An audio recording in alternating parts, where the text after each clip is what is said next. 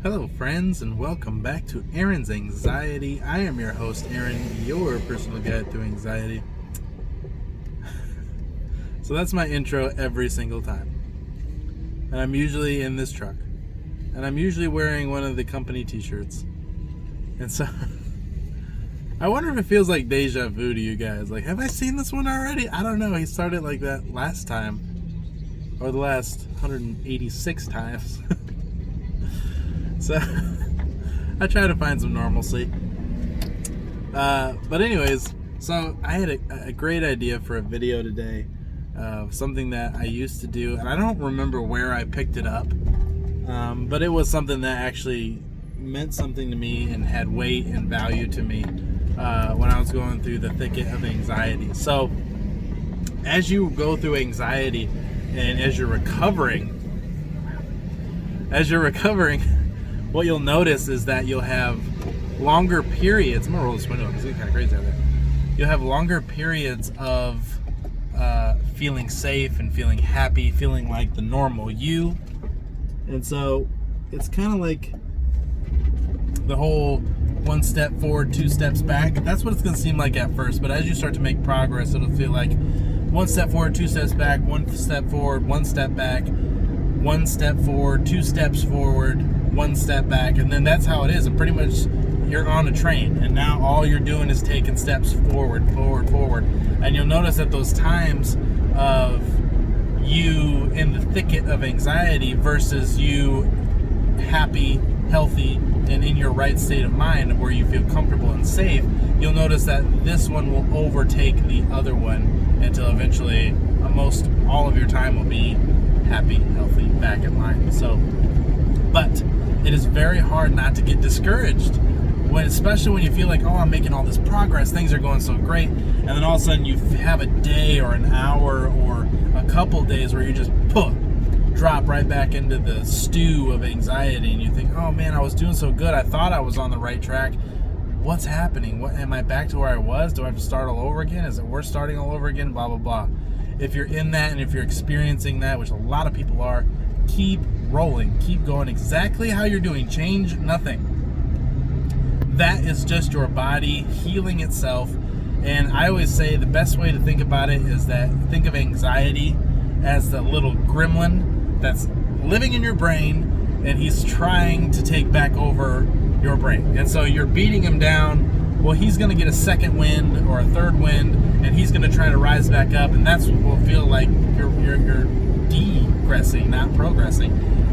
You're still progressing. He's just getting a second wind, and you're going to come back even stronger, and it's just part of the game. It's happened a bajillion times. It happened to me a few times, and I'm sure, you know what I mean, it's going to keep happening to people. So here's one thing, and like I said, I can't remember where I picked it up. I wish I did, because I'd like to give somebody credit for it. Because it did help me quite a bit. When you're out of the anxiety, okay, and you're having one of those times or those days or those moments where you're like, you know what, this is it, this is what I've been trying to go for, I'm happy that I'm here right now, and you can better appreciate a clear state of mind. You know, you can't appreciate a sunny day without a few rainy days, right? Same thing with your anxiety. If you're in that state, you're just kind of grooving, everything's feeling good. What I want you to do is find something that means something to you, something that's important, something that you can't just throw away. So for me in that time, it was this necklace. Okay, this is a necklace that I always wear it every day, and when I was real little, it was my dad's necklace, and I got the necklace from him. So, but when you get to a spot in your life where things are feeling good and you know it could go back the other way for a day or an hour or whatever, it's best to make a memory with something that is tangible.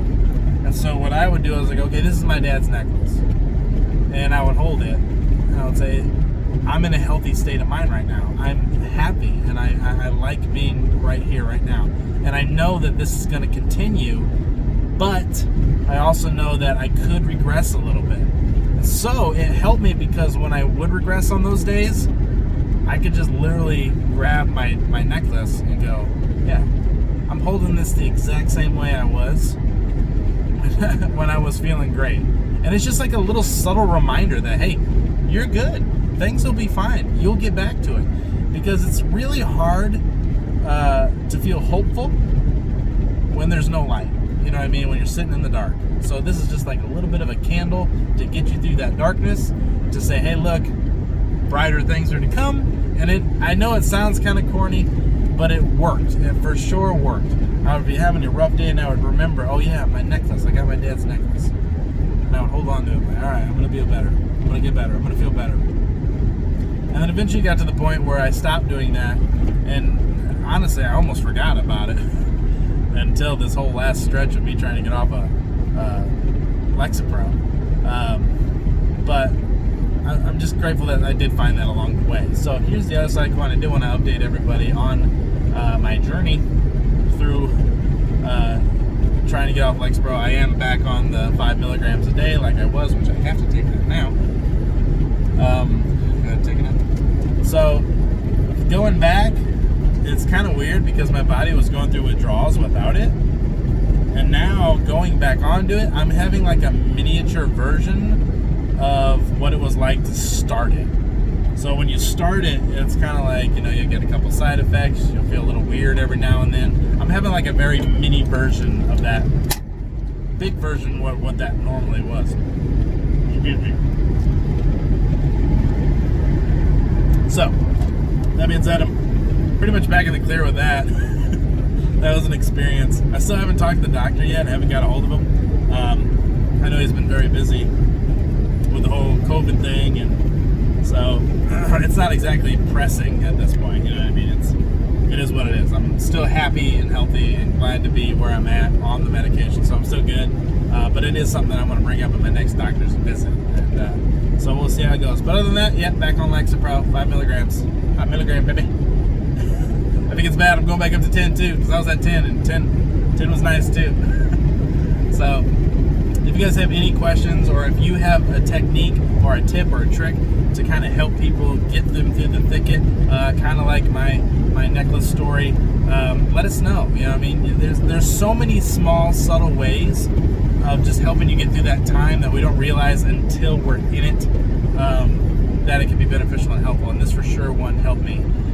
So, all right, friends, until next time, I hope everybody's happy and healthy, and go out there and do something for yourself today. Go get yourself a Dairy Queen Blizzard. Go get yourself a treat. You deserve it. Always remind yourself of that, especially during the middle of the week. I'm sitting there waiting for the weekend. I will stop off. I did. Stopped off and got myself some Mac and D's. It's a problem. All right, friends. Until next time, I'm Aaron. You're awesome, and I'll see you in the next video.